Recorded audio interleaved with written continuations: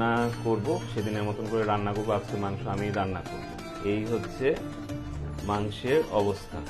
তো 500 টাকাতে 650 গ্রাম মাংস, কিন্তু মাছের থেকে এটা একটু অল্প দিনেই শেষ হয়ে যাবে, ধরেন আমার 2 দিন বা 3 দিনে শেষ হয়ে যাবে। কিন্তু একটা 500 টাকার মাছ নিলে 5-6 দিন খাওয়া। খুব প্রিয় এই ধুন্দুলটা, এত ফ্রেশ ছিল।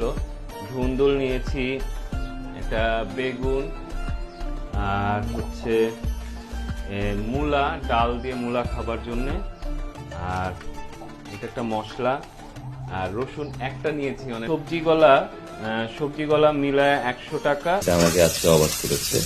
তো আজকে ধুন্দুল এবং বরবটি একটা দিয়ে আলু দিয়ে একটা সবজি রান্না হবে।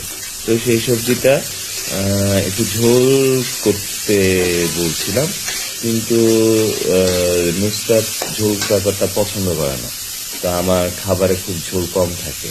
তো সে আলুটা ভেজে নিল আগে এবং ধুন্দুল বরবটি দিয়ে সেটাকে একটু ভাজা ভাজা করে তারপর হলুদ আর পানি একটু দিয়ে লবণ মনে হয় পরে দিবে বা দিয়েছে, দিয়ে আর কি সেটাকে নাড়াচাড়া করে এটাকে ভাজা ভাজা করা হচ্ছে, মানে একটু সিদ্ধ করে নিচ্ছে।